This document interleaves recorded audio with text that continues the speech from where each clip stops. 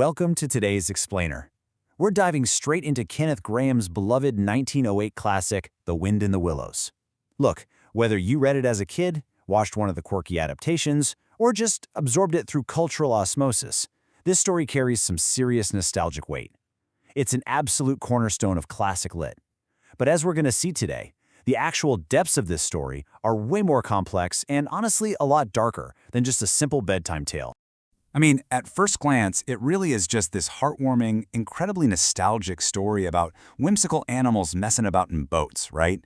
It's set on this idyllic, super cozy Edwardian riverbank. You've got long, lazy summer afternoons, buttery toast crackling by the fire, these lavish picnics with friends lounging in smoking jackets, just watching the seasons change. It feels entirely safe, it's pastoral, it's just wonderfully charming. But what if I told you this incredibly cozy children's tale is actually masking a really dark story about addiction, class warfare, and absolute family tragedy? Yeah, let's peel back those layers and uncover the shocking psychological and historical depths lurking just beneath the surface of that peaceful river. Because when you actually look closely at the text and the author's own life, you find a story wrestling with some of the absolute hardest parts of the human experience. Section 1. Characters and Class Struggles. Okay, so to really get the subtext here, we have to look at the society these characters represent. Now, Grahame uses anthropomorphism, giving human traits and emotions to animals, which makes the characters super relatable while keeping that whimsical charm intact. But here's the thing. He essentially uses this as a brilliant literary Trojan horse. It lets him sneak in these incredibly subtle critiques of rigid societal norms, strict class hierarchies, and the truly terrifying rapid industrialization of late Victorian and Edwardian England. And he does it all disguised as a cute story about badgers and moles. You can really see this dynamic playing out in the stark contrast between our main characters. Take Mole, for instance. He's the perfect representation of this modest, kind of shy, hard-working, middle-class nature. His life is very quiet, very underground. And then you have Toad. Toad completely embodies flamboyant, wealthy, aristocratic privilege. He lives in a massive ancestral estate, completely squanders his inheritance on these fleeting little obsessions, and acts with literally zero regard for the consequences or who he happens to hurt along the way. He's this biting, perfect mirror for the unchecked arrogance of the upper class at that time. And when you look at it through a sociological lens, modern academics point out something really fascinating. This idyllic setting, and especially the part at the end where they violently evict the working-class wildwood stoats and weasels from Toad Hall, reflects a fierce, almost Brexity kind of Englishness.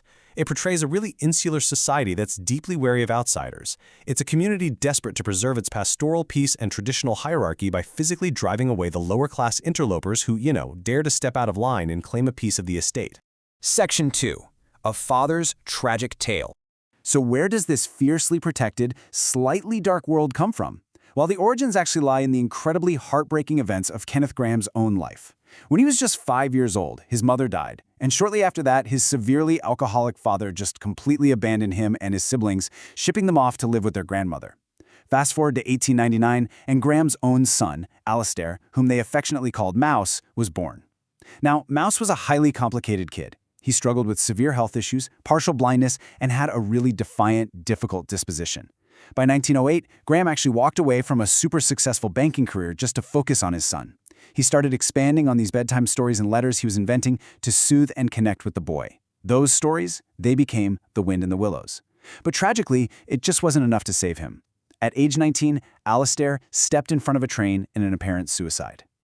Academic Gillian Cadell hits the nail on the head with this profound observation. She says the story is less about being a child than being a parent. Think about it. As Toad rebels, steals cars, wrecks them, and acts out with this reckless impulsivity, the narrative is actually reflecting a parent's desperate, agonizing struggle to connect with a child who simply refuses to be tamed. Grahame was using these very stories to try and control the narrative of their relationship, desperately trying to build a shared, safe cosmos with a son he was slowly losing to his own destructive nature. Section 3. The Allegory of Addiction. Building right on top of that parental struggle is how the book functions as a surprisingly sophisticated clinical psychodrama.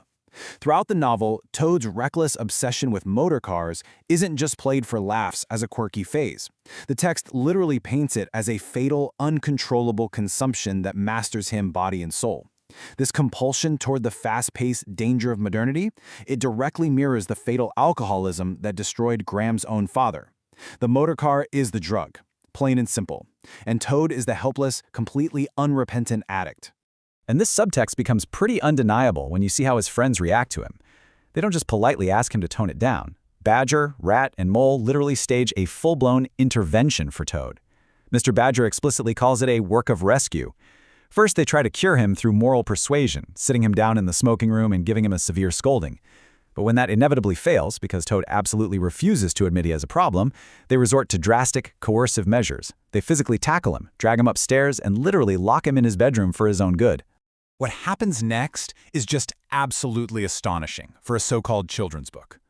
Grahame outlines these clinical withdrawal symptoms right there in the text. Confined to his room and separated from his drug, Toad experiences violent paroxysms, he suffers from delusions, falls into physical prostration, endures painful seizures, and cycles through intense languor and deep depression.